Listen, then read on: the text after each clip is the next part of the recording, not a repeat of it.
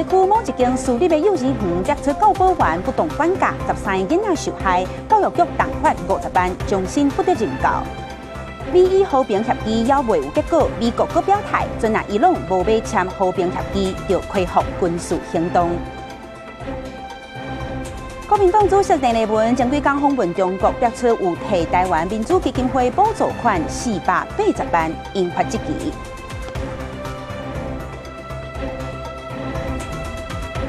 观众朋友，大家好，欢迎收看4月17公司台语台中道新闻，我是洪敏珍。有个传出讲教保员不当管教案件咯，这是台南市中西区有某一间私立的幼儿园，一个姓吴的教保员涉嫌带囡仔的头，甚至甲囡仔在咧纸箱内底甲拍甲害，有20分钟久的时间，受害囡仔有13个，被认定讲这是情节重大的不当管教。台南市教育局今日有甲这个教保员重罚50万，而且这世人袂当搁再任教。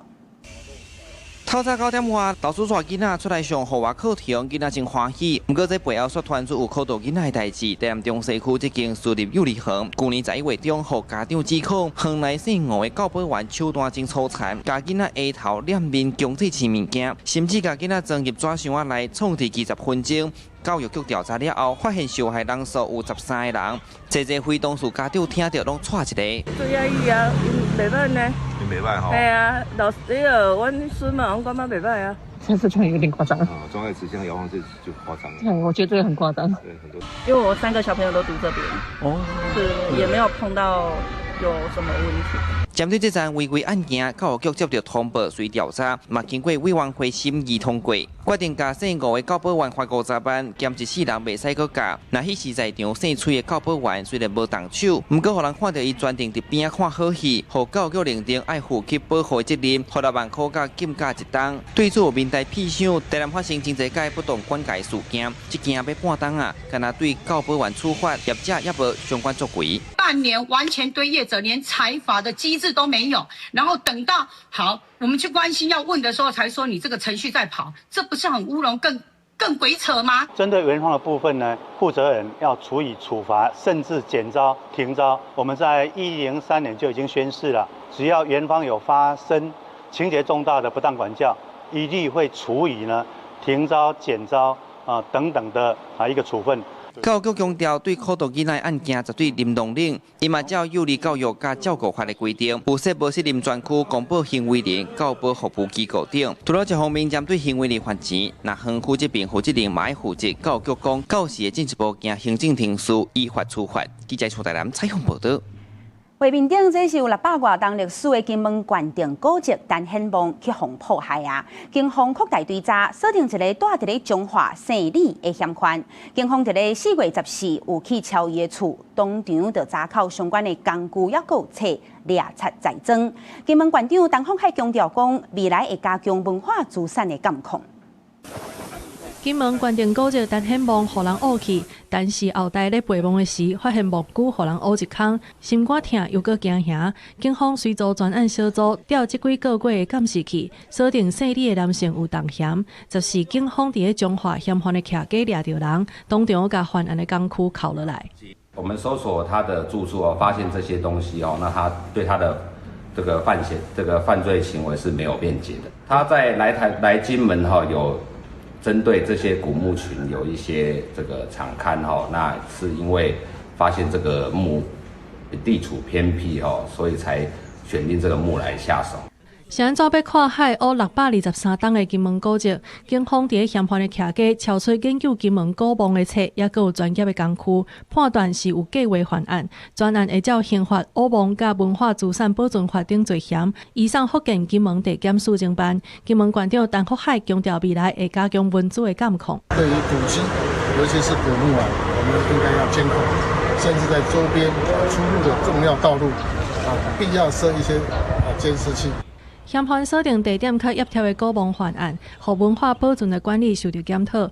因为古迹若准受到损害，是真恶复原。陈福海表示，已经指示文化局甲警察局等相关单位设必要的监视器。文化局也会讨论未来定时维护管理的可能性，互这个风波袂搁再发生。记者综合报道。家人节的时阵，专机6号伫咧日本 Okinawa 石湾岛的海域转向导火，船顶有7个船员，其中有6个外籍的船员受去荷兰附近台湾的渔船救起来。不过，现场的这个台湾船长下落不明。目前日本也有台湾两方面拢有派人伫咧敲找，希望赶紧有好消息。专机6号庆祝奥运后后边渔船袭来了后，赶来救援的日本巡逻船用用着水条喷向失火渔船，全力灌救。这只家人籍渔船载负台籍赛场的船长甲6个菲律宾籍船员，跳海逃生的6个外籍船员，和附近台湾渔船专机36救起来。台籍赛场的船长是下落不明。北调目前为止在北纬26度59分，东经124度2分。现在有船哦，有船那个正北168跟前一36号在继续寻找那个船长。专机6号12为北岛渔港出海，透早经过日本 Okinawa 石湾岛北边265公里海域时阵，熊熊庆出大火。日本海上保安厅马上出动巡逻船搜救。台湾的海巡署接到报案，马上派桃园舰，而且甲专机36保持联络，整合搜救的进度。船上6名外籍船员已由附近作业有船全于36号及时救起，均无大碍。张姓船长失联，海巡署于接获通报后，立即启动应变机制。全于6号属于基隆市级的渔船，那是属于过往渔船。我们很多的民生的经济用鱼为主啦，渔获其实蛮多样。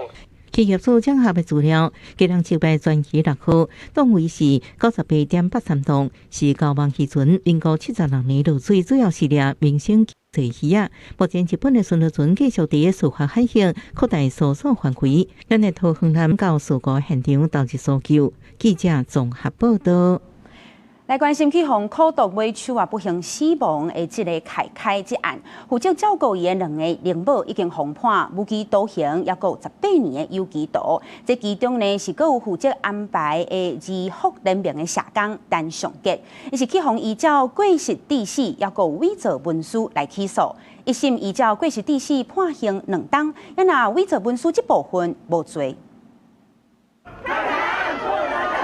凯凯战术集合，因我大声话口号，关心移福人民社工陈尚杰一审的宣判结果，互人控告轰炸失职的伊涉犯过失致死、伪造文书2大罪嫌，互检方起诉。台北地法院审理了后，再来依照过失致死罪判2年，伪造文书的部分协判无罪。因为凯凯案，我们社会大众都已经得了 PTSD 创伤症候群，今天的判决就加深了我们的忧郁症。我认为不管判几年，对我们来讲都是轻判。陈尚杰互人判有罪一大关键理由是合议庭认定社工的3解访时，明知影凯凯下头有大大乌青，面明显消散，目睭无神，出现严重落水起，甲投入进前比起来看起来敢若无共人，也是听信老蔡选真含下级的讲法。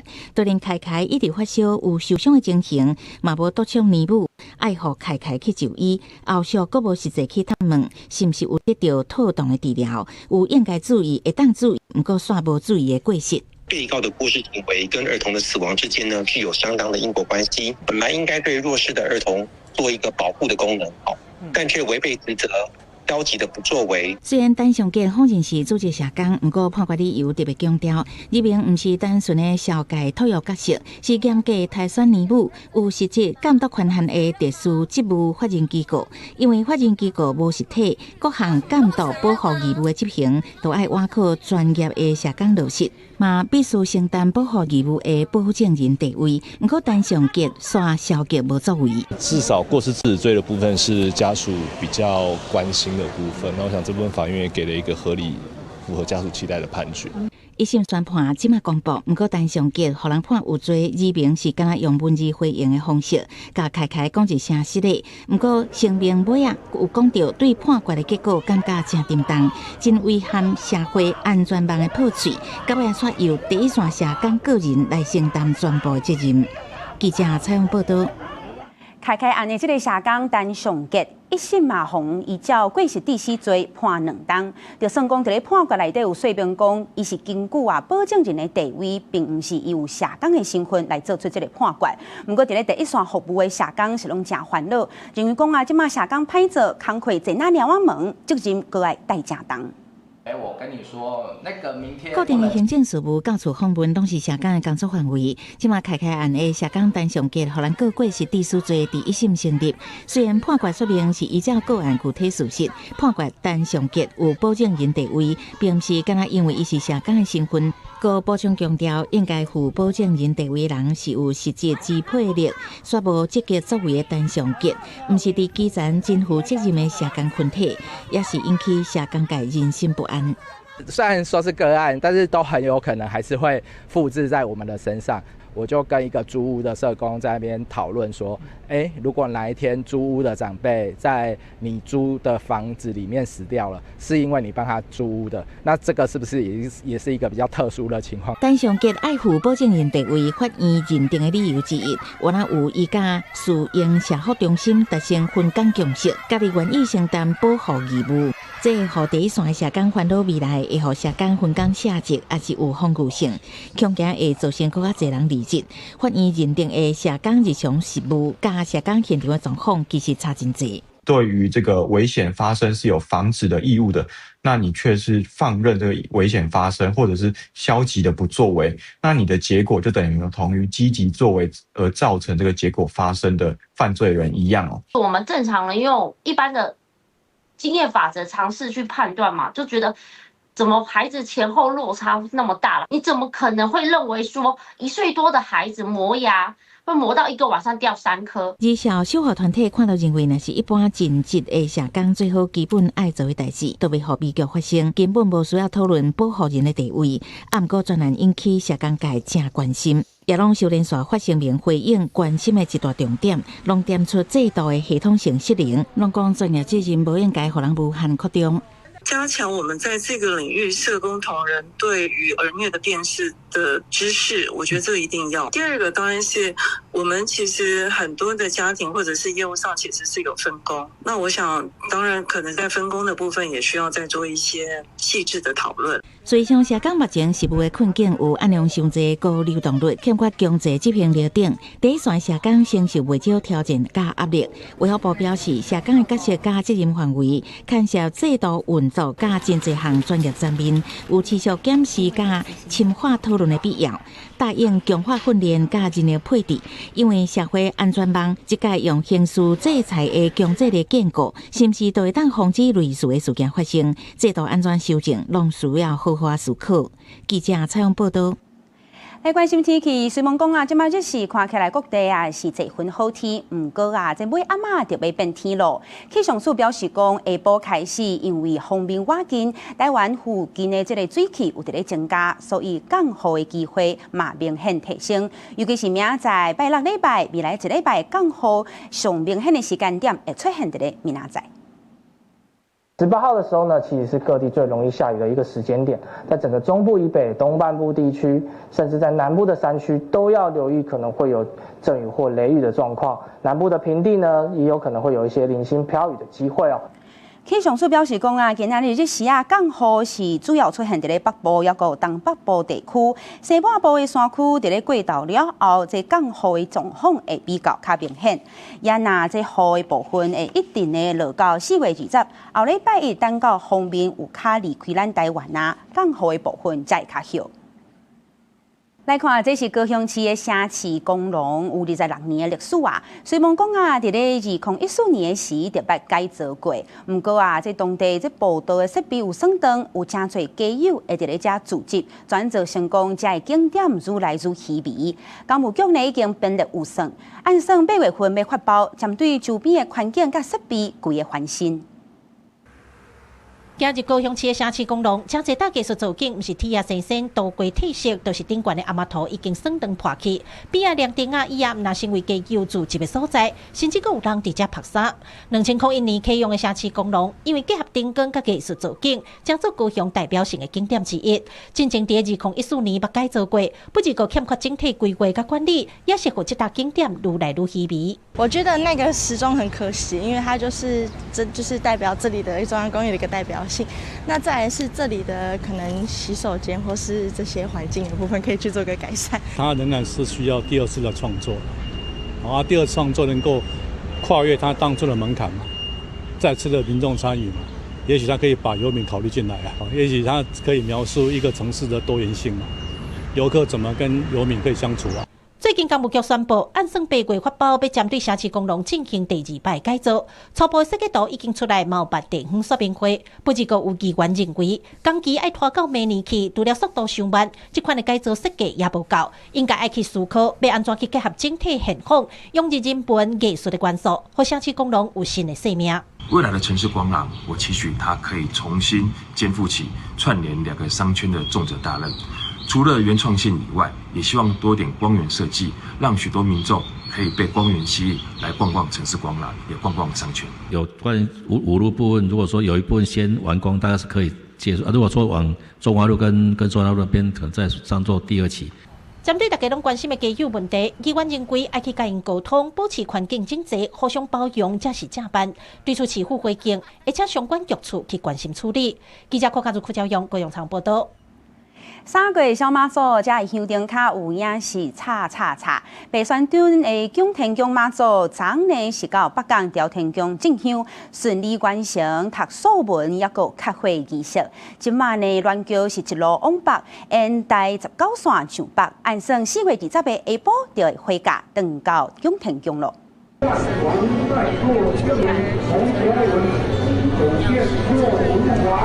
拜四暗主持先念经文，然后开始读书，把信众的名字拢读给妈祖听，然后把素文画一万年香火炉。今年有46万人报名白沙屯妈祖进香，有报名的就写入去素文当中。这素文总共是写超过1600张，所以也有一项上界重要的仪式，就是饭店10分的时爱开会。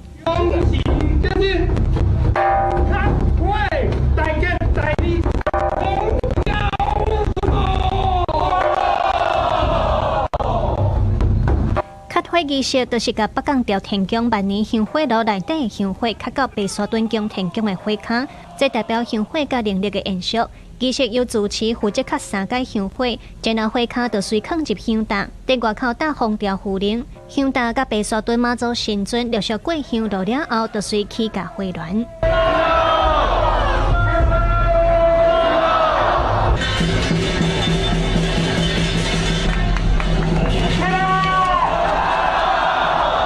乱桥出庙门以后，有关是3进3退行礼。虽然讲已经深见，上班的香灯卡有关是位伫咧乱桥边。另外，在火乱路途，桥班也着不时确保火坑的香火敢有继续烧，一直到登去庙里。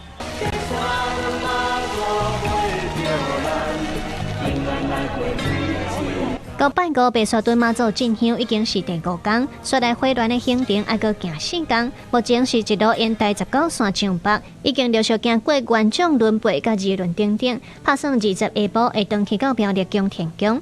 3月小妈祖会使讲是台湾一年当中上大型的前山活动。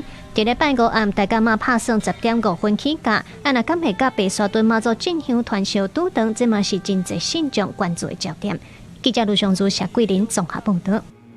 交通意外消息，咱今来看，这是中华新港第61线161公里的所在，今日半暝啊3点外发生重大交通事故，一台要上北的拖板车，先是去弄到小货车，转冲轨对向落南的车道，第四有一台化学造车甲一台小货车未互闪，规个并过，这件事故造成3个人受伤送病院。那因为现场有真侪化学物质，即马消防局是透过机器人储水降温控制。救护车赶到位，甲伤者包扎，好加在意识拢清楚。另外2个受伤的人拢送病院急救。孙姓槽车司机他脸部、腹部、肢体多处擦挫伤，经由我们救护人员清洗伤口、包扎止血、执行救护的处置之后，送往彰滨秀传医院。好加在3个人拢无性命的危险。17透早3点左右，中华新港第61线161公里处，一个小鸡驾驶驶拖车上北，先弄到一只货车，煞尾阁冲落去落南的车道，互一台化学造车，还阁有一只货车闪袂赴兵车，现场规个是乱糟糟，化学造车直接倒伫咧车道，双向拢无法度通行。也那造车所在的醋酸架子，嘛伫咧落南的车道留甲规世界。消防人员出动消防机器人进行降温、检透水。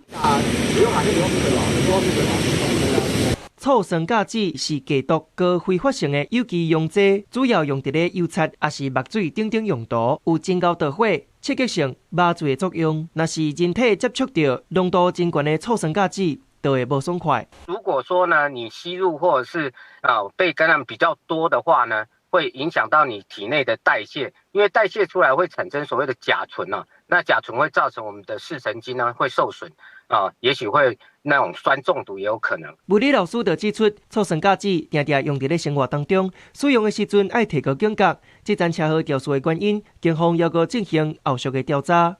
记者综合报道。这阵是若像食安阁出问题，有民众伫咧面册社群顶头分享讲前一阵仔有食到朋友对片蚵特产店买回来鱼仔片，搁这鱼仔片食落到地，喙全会麻麻，然后烧烧，紧去互医生看。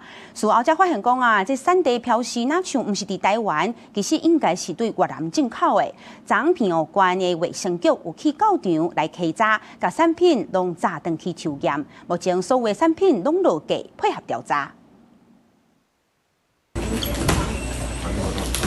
稽查人员来到平湖这间专门卖蛋肉的店稽查，发现店内阁有100多包同款的产品，随抽验其中的6包炸弹的化验，因为有民众食到这间店内卖鲜鱼仔片了后，发现产品有正重的药水味，无偌久然后就开始感觉烧烧，甚至喙孔跟然后拢开始疼起来，赶紧挂急诊。民众去问制作商，才发现包装顶面虽然标示台湾是产地，产品说疑似是对越南进口，涉嫌标示无实。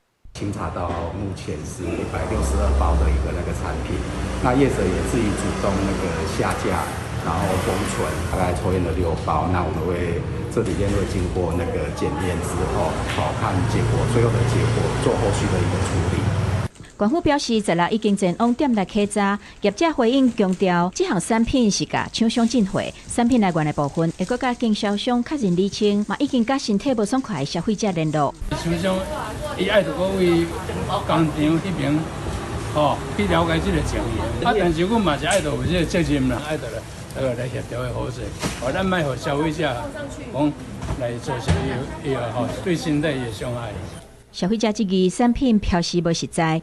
官府表示，等检验的结果出来了后，会以食安法相关的规范来处理。食安法规定，食品产地标示不实，会当处罚4万块到400万，嘛要求业者的违规产品爱限期回收改正。记者综合报道。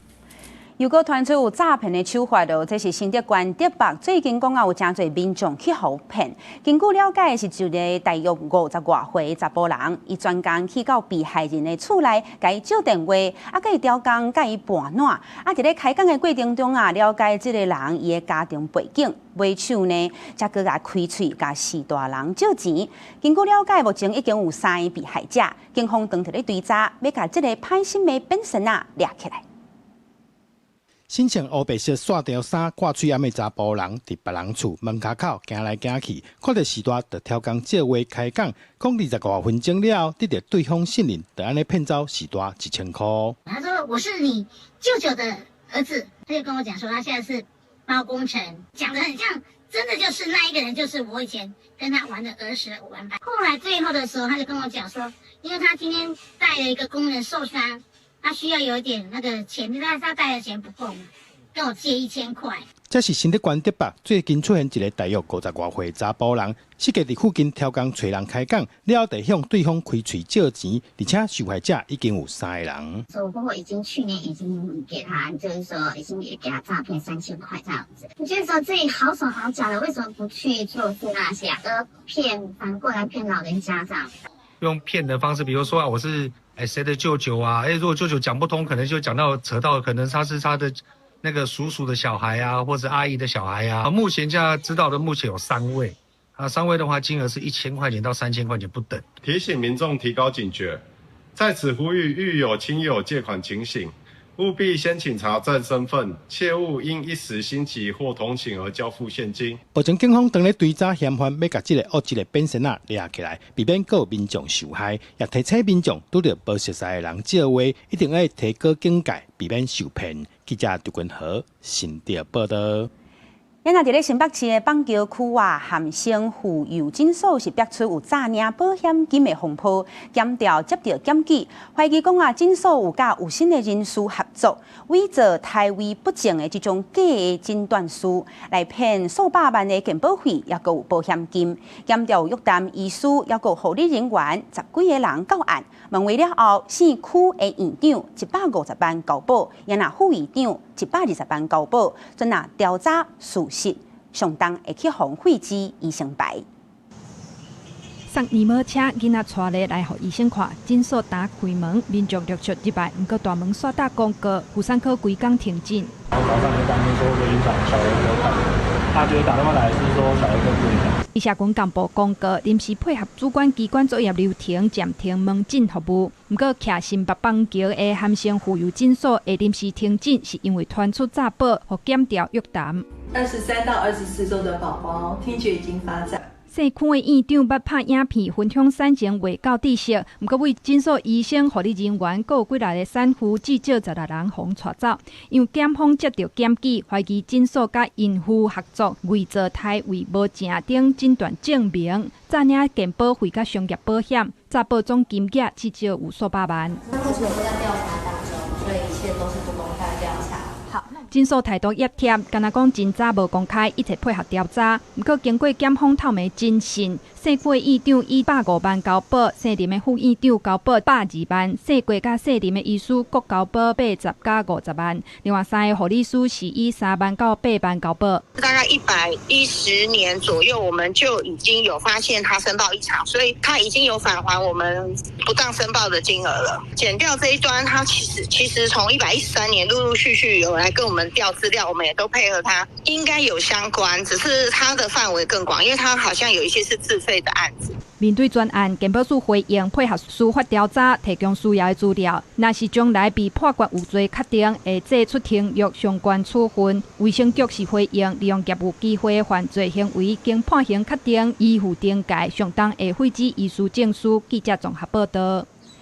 国际消息来讲啊，印度是总人口数全世界上多，有超过14亿7千万人。即马当地为特别了解人口的分布，也有种族信用相关的资料，所以当地政府要伫咧这个月开始普查人口，估计就要出动300万的公务人员，用1档的时间才有法度完成调查。有14亿人口的印度是目前全世界人口上侪的国家，公共场所常常拢是人叉叉叉。不过，这个人到底是查甫查某，老的也是少年的，种族信用阁是啥，都需要普查资料来解答。印度政府宣布讲，对4月初1开始，会用几年的时间来做全国的人口普查。不过，印度有这么侪人，想要全部拢调查了，是一个大工程。政府暗算的动员全国300万的公务员，伫全国60几万的城镇和庄仔头来做调查，嘛是全世界规模上大的普查。印度人口的普查每10年会做一摆，这摆普查本地2021年都应该做啊，但是去拄到新冠疫情，才延前甲大家做。Becomes very important to have the data to properly plan, especially infrastructure investments. Because with infrastructure investments, you have high capital expenditure. You cannot afford to go wrong. And in many cases, because of the census not getting done on time, we might be planning for a smaller population, even though our coverage has to be higher, because the actual number of people might be higher. 有专家指出，讲这份调查会当让政府的政策变甲更加有路，替印度的民众提供更加好的服务。这摆普查嘛是官方90多年来第一摆正确调查印度人的精神，这种调查制度影响真深，在现代社会安怎变化，和学者专家真好奇。That is, every individual will have to tell the person who comes to their household what is his or her caste, and the attempt is to find out the caste structure and the changes that have taken place in the post-independence period. 印度各地是存在大量的种姓群体，但是相关数据有限，无就早就过时。这摆普查虽然会当更新资讯，但嘛有人批评讲可能激化社会矛盾。公司新闻优派准备译。以色列甲黎巴嫩达成停火10天的协议。美国总统 Trump 强调，苏勒来因双方的领袖会过去美国的白宫进行历史性的会谈。那黎巴嫩的民众是真希望会当有万年永久、真真正正的和平。那这届冲突已经在当地黎巴嫩的境内造成上无2000人死亡。停火协议生效进前，黎巴嫩真主党甲以军继续咧拍，也毋过协议生效了后，贝鲁特的天顶敢来当看到庆祝的烟火。美国总统 Trump 16证实，伫个协调之下，以色列甲黎巴嫩对台湾时间17透早5点开始停火10天。And I had a great talk with both of them today. They're going to be having a ceasefire, and that'll include Hezbollah. And I think it could be number 10 for me. Trump 也伫社群媒体答文表示，已经邀请以色列总理纳坦雅胡甲黎巴嫩的总统奥恩未来这2礼拜去白宫会谈。若准有成，会是双方领袖自1983年以来头一届实际的会谈。纳坦雅胡16表示，10天停火期间，以军未撤出黎巴嫩南部，同时保持随时反击的权利。也毋过以色列愿意去华府和谈。בשיחות השלום האלה יש לנו 2 דרישות יסודיות. 1. פירוק חיזבאללה מנשקו. 2. הסכם שלום בר קיימא, שלום מתוך עוצמה. 针对以来之间10天的停火协议，包括法国、伊朗、卡达甲阿拉伯联合大公国等国家拢表示欢迎。以色列驻联合国大使强调，以色列知影甲黎巴嫩政府相交叉的复杂程度，因为真主党无受政府的指挥，也毋过以色列愿意试看卖。停火协议宣布了后，黎巴嫩民众除了欢喜，也希望和平会当真正永久。لأنه عن جد زهقنا من الحرب وبدنا سلام وبدنا أمان ونحن لبنان كتير حلو وبدنا نعيش فيه مثل ما بدنا نحن. ما بعتقد رح يرجعوا المهجرين يرجعوا يطلعوا مرتين، لأنه مش معقول كل ساعة وشوي تهجير. لازم يصير وقف إطلاق النار ثابت واتفاق ثابت على كل شيء. 对3月初日以来冲突变严重到大，黎巴嫩境内包括儿童甲妇女已经超过2000人死亡，有约6800人受伤，超过120万人有路无厝。公司新闻景观庆编译。针对中东的冲突，美国总统 Trump 甲美国籍的天主教教宗良14世嘛贴破面啊。Trump 唔那袂教宗是真软者，而且呢，伊个伫咧网络搭一种 AI 的图，甲家己也个耶稣呢控做伙，这是引起保守派天主教教徒互因真斗单，这恐惊已经影响到 Trump 伫咧11月中其中选举。He's a man that doesn't think that we should be toying with a country that wants a nuclear weapon so they can blow up the world. I'm not a fan of Pope Leo. 川普讲良14世软者真害，而且真左派。佮讲伊会当做教宗，拢嘛因为伊佮大文质疑，伊拢进前2个月已经开始至少42000个手无武器的抗议者。敢有人会当甲教宗讲，安尼良14世13特使去非洲访问前，伊佮发出坚定的反战信号。I have no fear of neither the Trump administration nor speaking out loudly about the message of the gospel, and that's what I believe. 进前，川普也搁伫真实社群搭一张 AI 的图，甲家己画作哪亲像耶稣的形象，引起争议。后来伊甲伊删除，无几工仔伊搁转搭另外一张伊甲耶稣互相意外的 AI 图。网络政治媒体 Politico 报道，川普后来解说，伊认为迄张 AI 图上是甲家己描画作医生，毋是耶稣，而且甲红十字会有关。毋过一寡天主教徒毋是安尼想的。I'm kinda disappointed of how he reciprocated that position to our God, but that's his opinion. I will pray for him. That's all I can say. Nobody should compare to Jesus or anything. I just think Trump goes a little overboard with his social media stuff, and I didn't think that the Pope would get involved in something like that. I still find it hard to believe. BBC 嘛以川普甲教宗的矛盾当伫公开上演做标题，报道分析川普可能会失去宝贵的支持。国家 AI 生成图这个事件，无论对福音派还是天主教徒来讲，拢是禁区。根据皮尤研究中心的数据，2024年大选有62%的白人天主教徒拢投予川普。搁较莫讲每家重要的基本盘福音派选民，这拢是川普所掌握的较未变动的政治力量。安尼这个做法致使选民失望，川普有可能伫11月期中选举了后，煞变做败卡总统。公司新闻洪如梅编译。因那美伊和平协议遥无结果，即马美国是又搁表态，准那伊朗无要签和平协议。即马呢，美国是讲啊，因是食枪饭咧答应，因为随时拢会当恢复军事行动。因那美国总统 Trump 是搁一再强调讲啊，战争真紧就会结束。准那伊朗愿意签这项协议，安尼伊就可能去巴基斯坦。美国国防部长霍格塞斯甲参谋首长联席会议主席凯恩16日针对美伊和平协议一直拢无进展，佮威胁讲，若是讲伊朗无同意签和平协议，美军已经传好势，准备恢复军事行动。As you expose yourself with your movement to our watchful eye, but if Iran chooses poorly, then they will have a blockade and bombs dropping on infrastructure, power, and energy. 美国高层军事官员伫咧五角大厦简报会表示，美军的舰艇会对测所有伊朗籍，还佫有要提供物资予伊朗的船。霍格塞斯表示，对伊朗海上封锁只是相对较弱软的手段，目前已经锁定伊朗的关键民用甲军用的基础设施，还佫有村的发电设施、能源产业。这件代志，美国总统 Trump 伫咧在地16日表示，美伊后一摆会谈可能会伫咧礼拜举行，而且佫强调战争真紧就会结束。若是伊朗愿意签协议，伊嘛可能会前往巴基斯坦。I will say the war in Iran is going along swimmingly. We can do whatever we want. And it should be ending pretty soon. If the deal is signed in Islamabad, I might go. 因若受到荷姆兹海峡前几工仔气候封锁影响，真侪国家原油储备的量拢真悬。IEA 国际能源总署署长比罗尔表示，这摆战争是历史上人类面临上大的能源危机。若准讲伊朗战争继续造成石油供应的阻碍，真紧就会听到航班取消的消息，因为欧洲的航空燃油敢若剩几礼拜尔。We are in Europe. We have maybe 6 weeks or so jet fuel left. 荷兰皇家航空已经宣布，虽望还未出现燃油欠缺状况，不过受到成本起起的影响，未来1个月会取消欧洲160个航班，不过影响的还无到欧洲航班的1%。公司新闻陈思栋编译。国内消息来讲，咱的总统赖清德今仔日早时有去到高雄国军空勤人员救生训练中心来视察。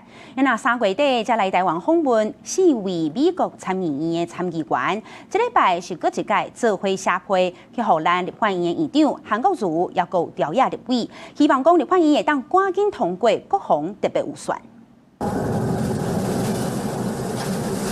成功造型模拟暗暝中的歹天气，调伫咧床底机组人员爱冷静想办法逃生。总统赖清德在这伫高雄的国军空军人员救生训练中心视导，也亲自在日起直升机模拟舱体验救生动作。让人熟悉到他逃生的一个动作，就是在这么密闭的空间。3月底才来台访问的美国参议院外交委员会4位参议员，这礼拜各联名致函予立法院长韩国瑜甲调野立委，希望立法院赶紧通过国防特别预算。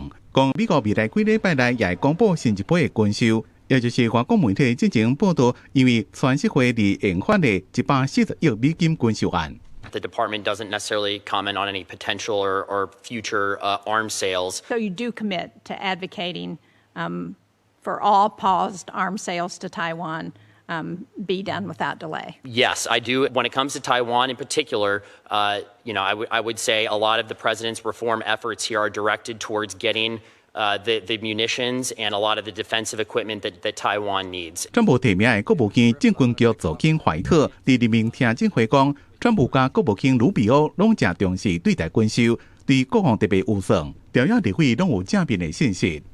下个礼拜，国防部会再加强跟各委员的沟通，再开一次的相关的专案报告。那下礼拜也还会再有协商。那我想，大家就依规定来进行审查。但我想，美方有这样子的一个承诺也好，或者是一个善意也好，我想对于推动军购条例会是有正面帮助的。我们跟在野党的主要的不同，还是在于委制跟商购的部分。那军购的部分，其实在跟国民党的委员们多次的磋商之后。我是认为说有一些契机。另外，共和党参议员邝世恒也搁再提出台湾关系强化法案，内容重申支持台湾民主加国际参与以外，也明确希望台湾增加战略投资，支持无对称战略，并且呼吁应该把 FTA 谈判列作优先项目，深化台美经济连结。记者综合报道。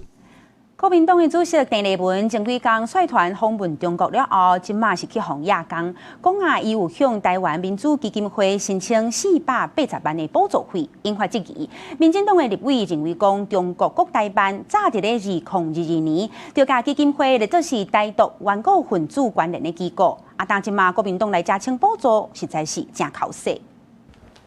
国民党主席郑丽文前几天带团访问中国企业媒体亚康讲，6天拢总开新台币480万，甲台湾民主基金会申请补助。也那基金会是外交部关注成立的，因为组织的中庭有讲袂当涉及统一也是独立的活动，受到各界关心。院长，国民党申请480万补助费会退还吗？不过，做党署长的立法院长韩国瑜无加做回应。基金会是用新闻稿表示，专案也无进入核销的阶段，对各界提醒也有建议，嘛会提起党干事会议。也那中国国台办捌伫咧2022年，因为佩洛西来台湾访问，甲民主基金会列作是台独恶党分子关联机构，而且宣布制裁。身为党事之一的民进党立委就口说讲，国民党煞申请补助去中国交流。国民党等于是跟中共认定的台独组织申请经费，那还去那里同意就是什么不台独等等啊，跟习近平握手。到底有没有涉及统独啊？所有看新闻人都知道，有所谓的一中框架，还有所谓的反台独。它成立的目的其实是为了要突破中共对台湾在外交上面天罗地网的包围。那至于民主基金会为什么会认为这是合理的？我个人是蛮惊讶的。不过，国民党立委嘛讲，2012年迄时做立委的萧美琴，嘛以台湾民主基金会党事身份去上海参加研讨会，呼吁基金会爱公正审核，避免相定标准。他等于是拿台湾民主基金会的钱推动两岸的交流，他也拿过这个钱做这样的事情了。那郑丽文跟他做的是一样的啊。那这个萧美琴可以，郑丽文不可以，这个。也是双标了，一切就在董事会里面来处理嘛。根据中庭，民主基金会政党补助金额以国会实处比例来分配。依照2024年年报显示，国民党分配大概是1335万，民进党大概是1309万，民众党是205万。三个党拢会使依照规定申请补助。国民党强调，申请补助是遵照宪政体制，认为两岸和平。台海稳定，台湾民主才有充分发展的空间。也那基金会是回应讲，会依照程序来处理。记者综合报道。5.1劳动节随便到10月，工会也有 NGO 团体组成的5.1行动联盟，今仔日伫咧凯达格兰大道召开记者会，宣布今年5.1大游行有8大诉求，重点放伫咧退休保障这个议题。这届游行嘛会分头对台北也阁有高雄来进行。退休起步增加。一年一届5.1劳工大游行就要举行啊！今年是第一个全民放假的5.1劳动节。5.1行动联盟也公布今年5.1大游行的路线和诉求，也公布游行会伫台北、高雄2个所在同步来进行。会在5日当天交给3党，要求3党具体回应。政府在过去20年没有处理劳工退休不足的问题。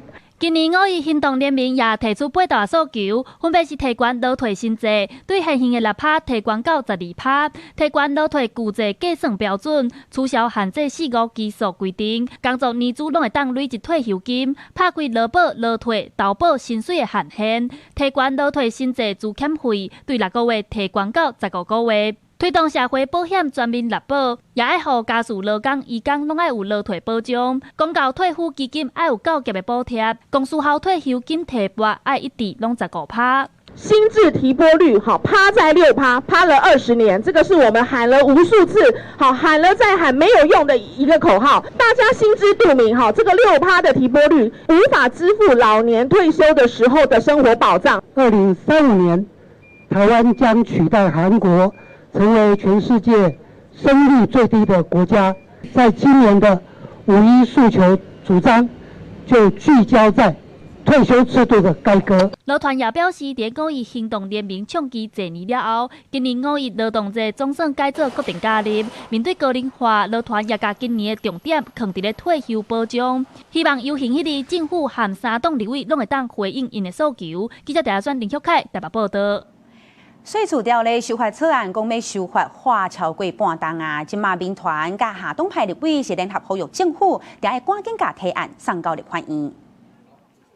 出国人税处常常拄到出租起价和机构着爱搬的问题，要兼顾厝头家甲厝骹的权益是真无简单。行政院伫去年宣布出租条例要修法，不过到今已经超过半冬，草案煞还未送立法院审查。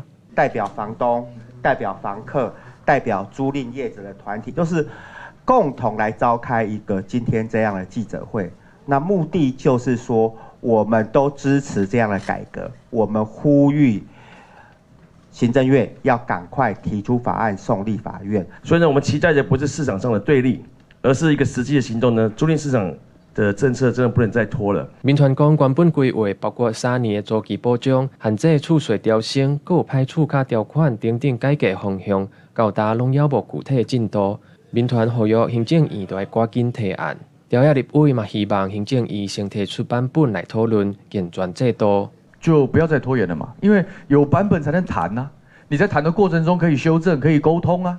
但你如果说提了，然后你没有下文，没有讨论，那大家空转，不是让大家白忙一场嘛？那我们民进党团也有对内政部有做出一些建议，那希望可以做出一个稳健务实的版本，让房东跟房客，让整个租赁市场都可以非常健全。民团甲立委嘛呼吁政府就要赶紧行动，解决税处市场的问题，互厝家甲厝主的权益拢有保障。记者郭正阳、王志光台北报道。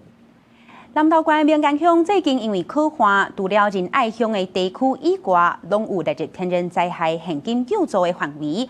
不过民间乡的地农则不满，因为因是买水难灌溉，这损害率无到20%，无法度摕到补助。无落雨安尼，你安尼水钱安尼，你认为安尼加几成？甲以前比起来安尼啊？哦，安尼加几啊成咧？加4-5成有啊。加4-5成。嘿，安尼我算算啊，3分半才整，无1000斤啊。真害啊，无法度啊！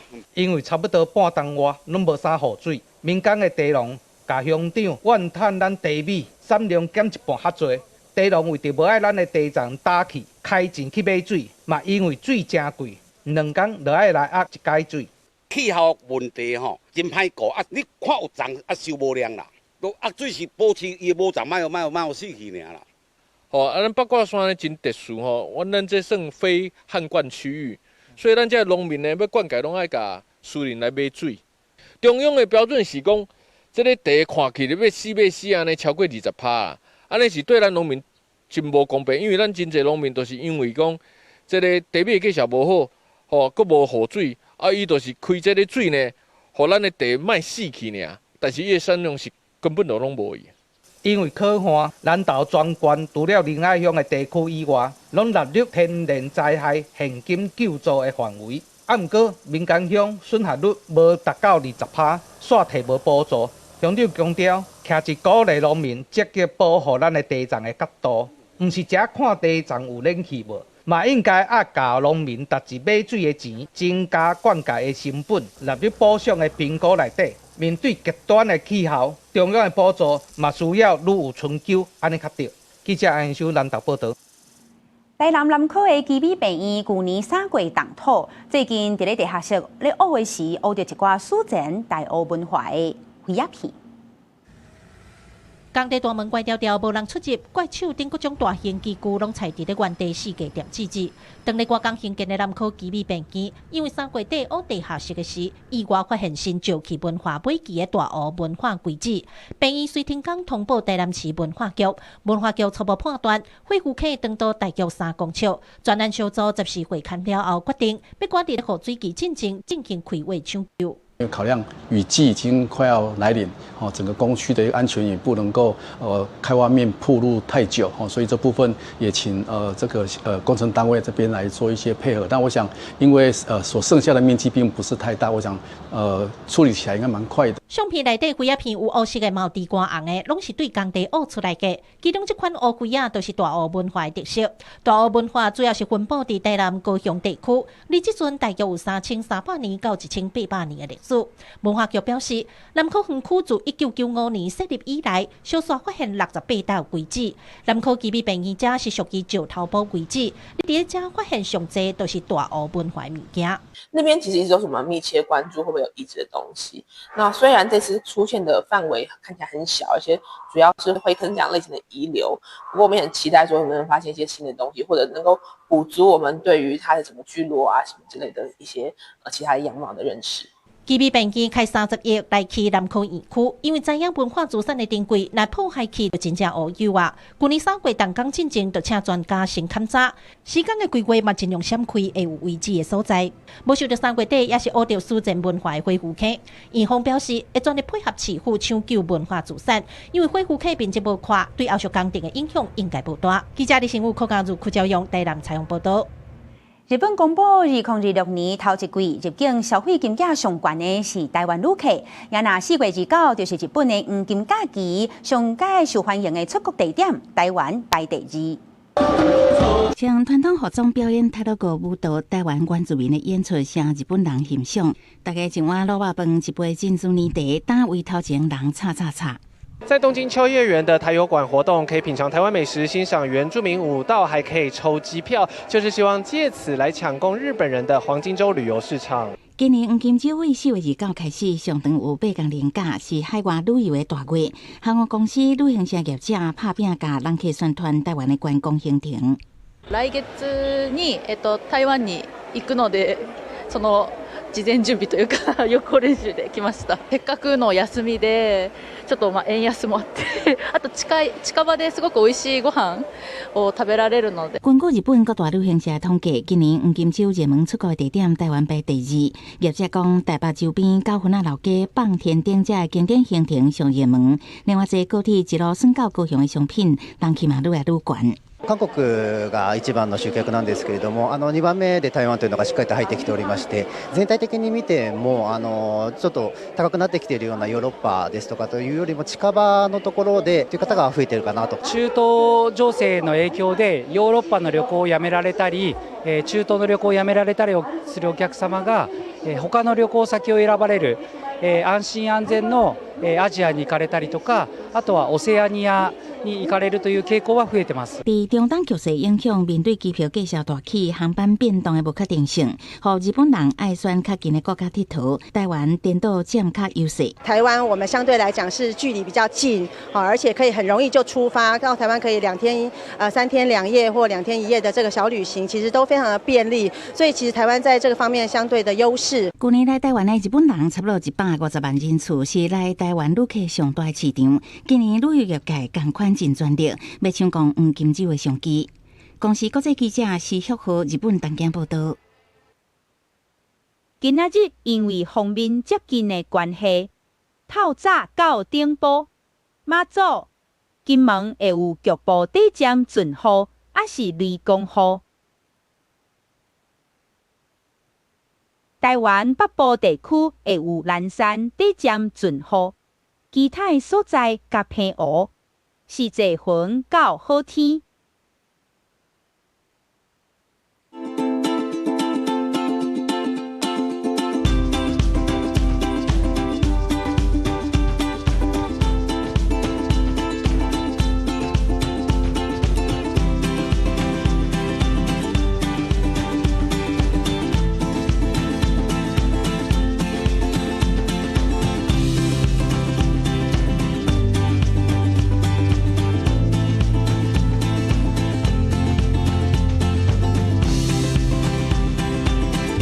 下礼拜再会。